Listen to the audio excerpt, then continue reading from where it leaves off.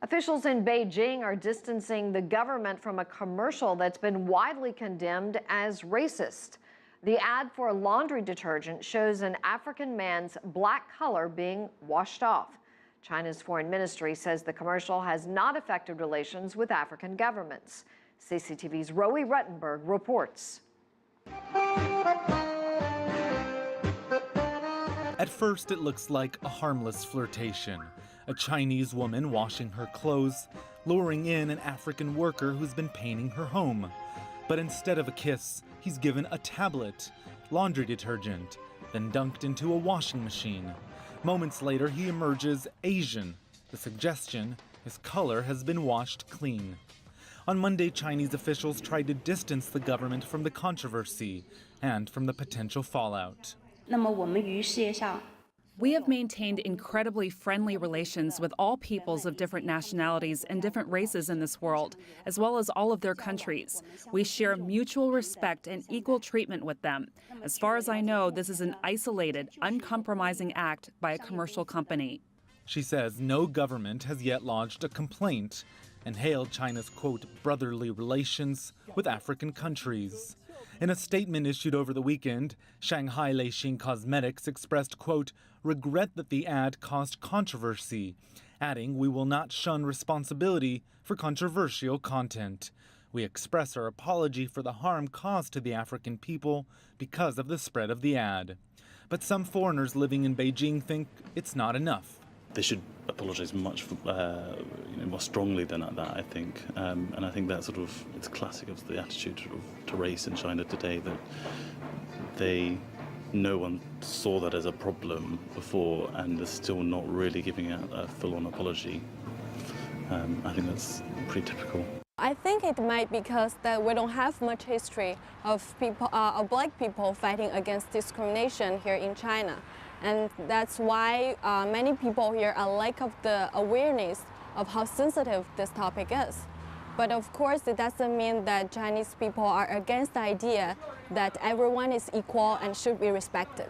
Because China uses Chinese media platforms like Youku, which are rarely visited by foreigners, the ad went virtually unknown for months. It wasn't until it was uploaded to YouTube and other platforms, where millions saw it in recent days, that the controversy exploded. The official version released by the cosmetics company has since been removed, but copies continue circulating online of what some have called, quote, the most racist ad in the world. Roe Ruttenberg, CCTV in Washington. Well, this ad has generated a lot of reaction worldwide, including in China. CCTV's World Inside featured a panel to discuss the ad. The ad was basically playing on a stereotype that black people around the world have been fighting hundreds of years to combat against, And it's disappointing coming from a place like China when China has tried to project itself as an ally for black countries and people around the world. And to see something like this, like I said, it's very disappointing.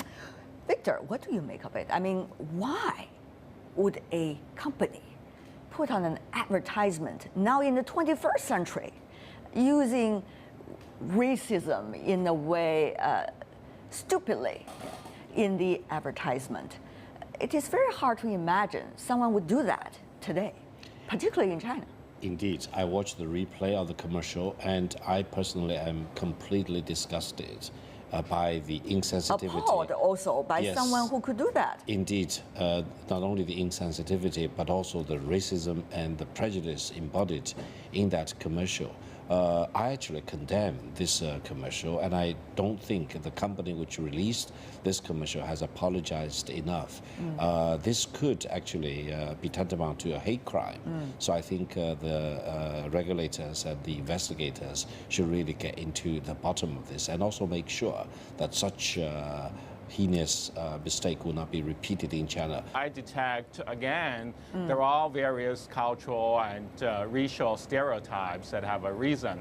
And this actually goes against also the effort by the Chinese government and also the leaders to reach out. For example, The Chinese leadership in the 1950s were very supportive of the civil rights movement in the United States. It also was very, very in the vanguard in supporting, in allying with African countries. Right.